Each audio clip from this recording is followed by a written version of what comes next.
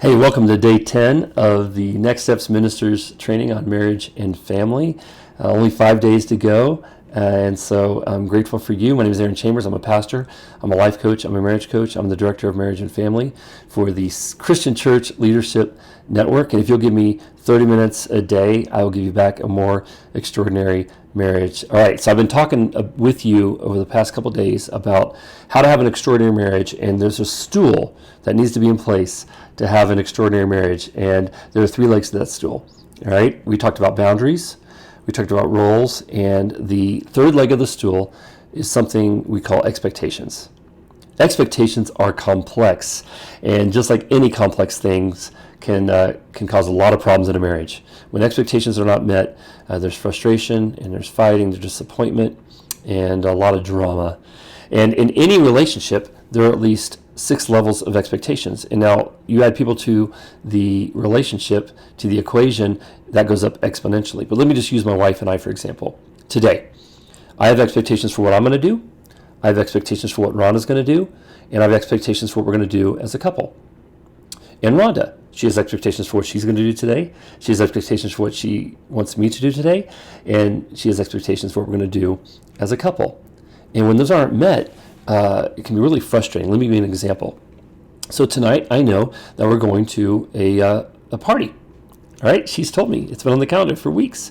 But what if that had not been communicated to me? What if that expectation that, hey, we're going to a party tonight had not been communicated to me, and I decide, hey, I'm going to go for a long run.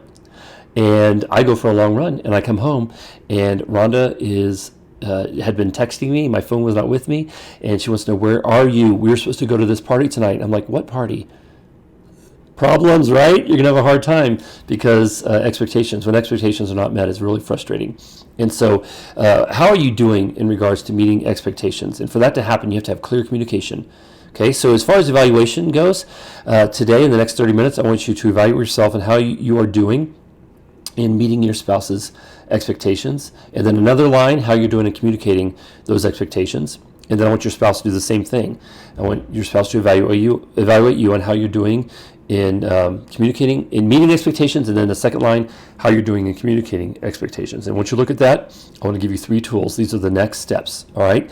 And you will thank me because these are powerful and they work. I've worked with over 2,000 couples, and these are some of the most effective tools I can give those couples, all right? Daily, next step. I want you at night, before you go to bed, to ask your spouse, hey, what's your day look like tomorrow? And listen. Because things come up, life is busy, and my wife and I do this almost every single night. What does your day look like tomorrow? And I'll tell her, and she'll tell me, and you kind of know the game plan. Weekly, I want you to set a war plan for the week. A great time to do this is on Sunday night. You pull out your planners, and I start with my wife and say, Rhonda, what does your week look like? And we put the big rocks in first as we look at the week ahead. And I'm aware of what's happening. I'm looking for opportunities to help. I'm looking for opportunities to have time for myself. I'm looking for opportunities for a date night. I'm looking for opportunities for my wife to have time by herself. Those big rocks, whatever big rocks you've decided are crucial, those got to go in first. And then my wife will ask me, what's your week look like? And it's a conversation, all right? It doesn't matter who goes first, but you want to have a conversation. What does your week look like? You plan out your week, pull out your planner, put things in the calendar. Things will change. It's life. Things will change. But generally speaking, I know what's happening every single week. And so I can, for example, I can go to an elders meeting and my wife knows it's happening. Or I can go to the gym and my wife is not wondering where I am because she knew Sunday night I was going to go to the gym on these days. And our date night, she knows, hey, Friday night we're going on a date. And it's something that's already been established early in the week, so it's happening. It's a big rock. It's been put there, and we also share a calendar on our iPhones. And so I'll put something on our family calendar, and it pops on her calendar. And if something we haven't decided yet, I'll put a question mark. And if she's ready to do it, and she'll take the question marks off. And then there's a 6-month planning session that I call whiteboarding your life. And I think this is important to do every 6 months to clarify expectations. And here's how this process works. I can explain it more in detail if you want to reach out to me. Here's how it works, generally speaking. I encourage couples to go away for a weekend. And the first night, you take a whiteboard with you and you write down everything, just vomit stuff up on the board. What does your life look like right now?